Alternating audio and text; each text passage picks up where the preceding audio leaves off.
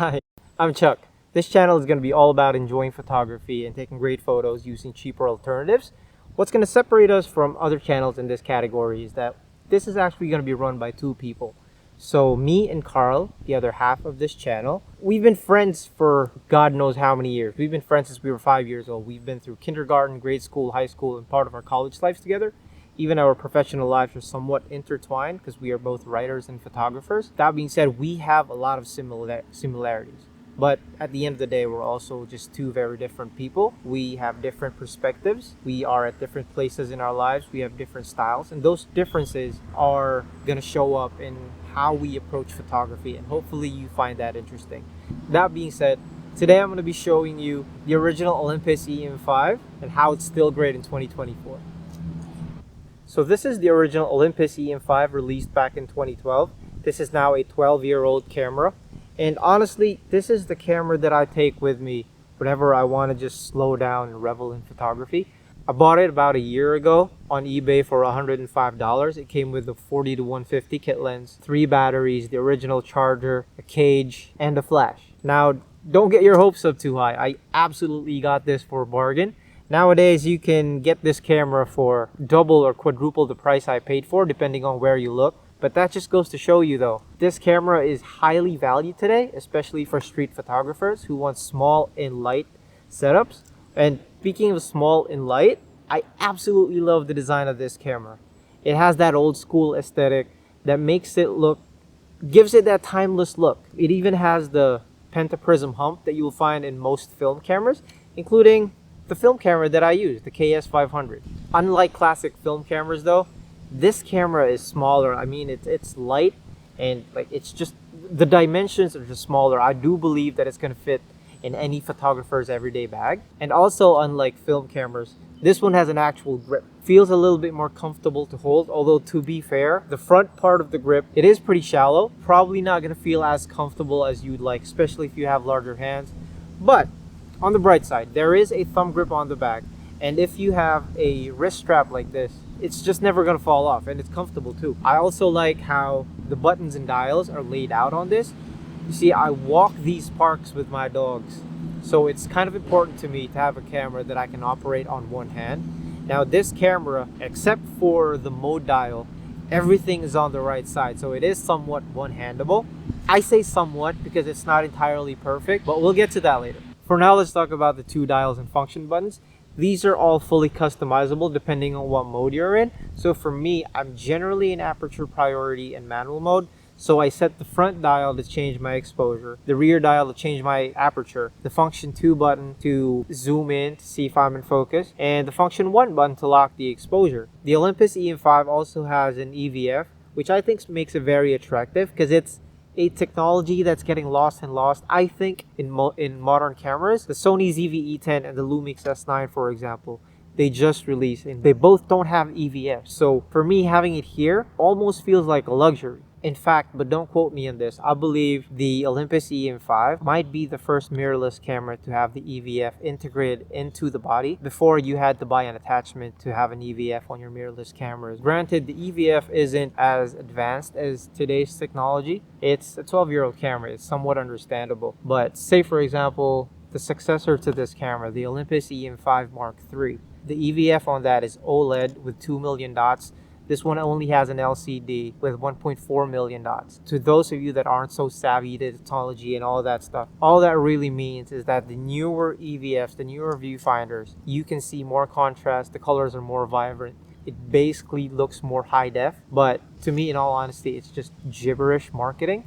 As long as I can see the image that I want in my frame, and as long as I can see the settings, that's all I really need to take great photos. That's all you're going to need to take great photos as well. I also prefer the tilting screen that this camera has over the now more popular fully articulating screens. I am a photo first person. I don't take a lot of videos. I believe the fully articulating screen is better for that purpose, but for me as a photographer, I like the tilting screen more. But enough of that. Let's talk about image quality. So this camera has a 16 megapixel sensor.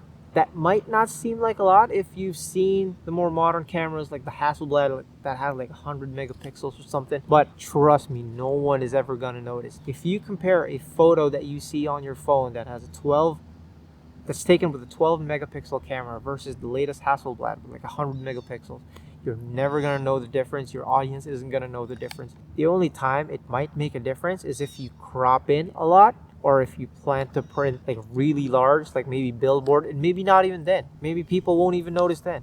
Back in 2012, the high ISO performance and the dynamic range of this camera was at the top of its class. Now in 2024, 12 years later, modern cameras have somewhat surpassed its benchmarks. Technology has advanced, but it hasn't really gone that far. So with this camera at high ISO and low light, I think photos at ISO 3200 are still very much usable. Even in a pinch, ISO 6400 works. Not to mention, this camera has 5-axis image stabilization, so you're pretty good in low light. You're gonna have low ISO compared to other cameras in low light because of that 5-axis image stabilization. You can shoot at 1/5 of a second, 1/10, 1/15 of a second, and you're not gonna see any blur because of you're good. So for stills and landscapes in low light, this camera is gonna do great. Where it's starting to show its age though is in autofocus. So this camera only uses contrast detect autofocus, and it only has 35 focus points. So it's gonna struggle in low light. It's gonna hunt your subject. It's slow. It's basically just slow in low light. But to be fair, in great sunlight or great lit environments just like this, and if you use single point autofocus, you're not gonna have a problem. It's gonna be as snappy and as responsive as any other camera out there. Another thing that I have an issue with this camera is that the battery life isn't great. Now again, to be fair, I'm still using the same 3 batteries that I got from the original owner of this camera, so maybe they are at the end of their lives or closer to the end of their lives. Still, I make sure to bring spares with me because it's not gonna last the whole day of shooting. It's probably not even gonna last half a day of shooting.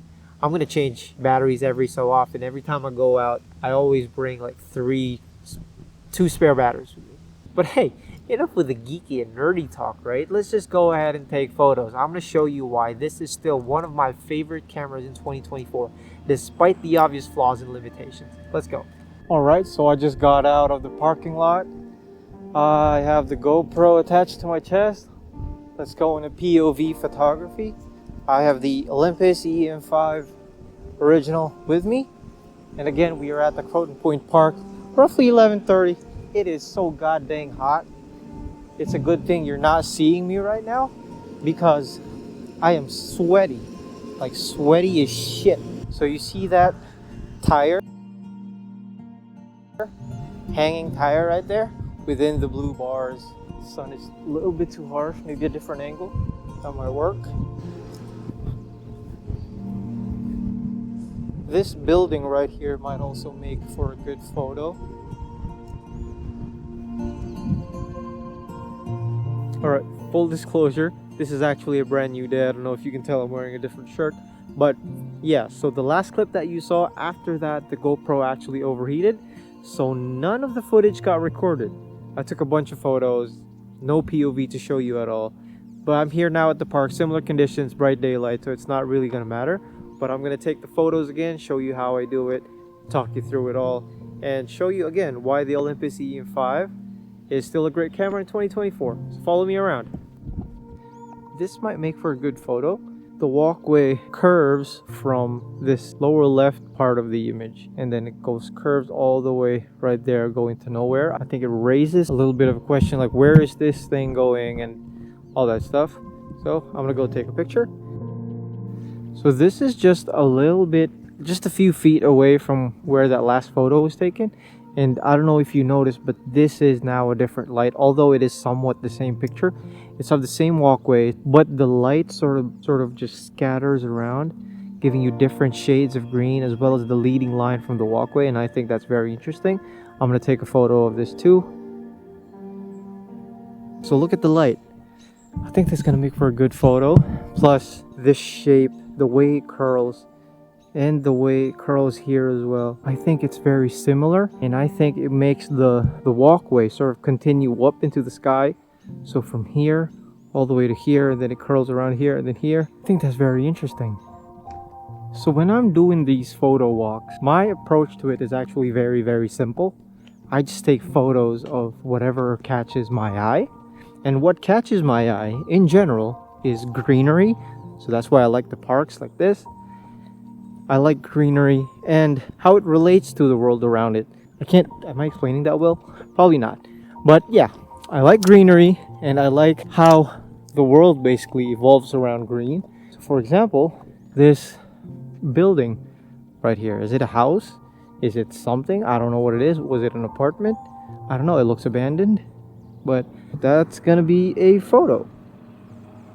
So there's a couple of trees right there that look identical, and the sky is sort of a gradient between a darker shade of blue at the top and then sort of gets lighter as it sort of meets with the mountains. I think that's gonna make for an interesting color. Probably not an interesting photo in general, but it's still gonna be eye-pleasing. I think in my head it's gonna be like that, but you know, we'll see. That pavilion right over there, I think it's gonna make for an interesting photo just because of the shape of it. I don't know how many sides it has, but it's a polygon. So it probably has like a center, and if it does, then it's gonna make for a very nice symmetrical photo. So now that we're in the shade, now might be a good time to show you how I actually use this camera to take photos and why it's one of my favorite cameras to take when I go in these photo walks. So what I do is I'm taking a photo of that tree right there. I don't even know if it's a tree, probably a shrub, but I frame my shot roughly. I tap on the screen, and wherever I tap, that's going to be where my focus point is going to be. So I'm tapping on the tree.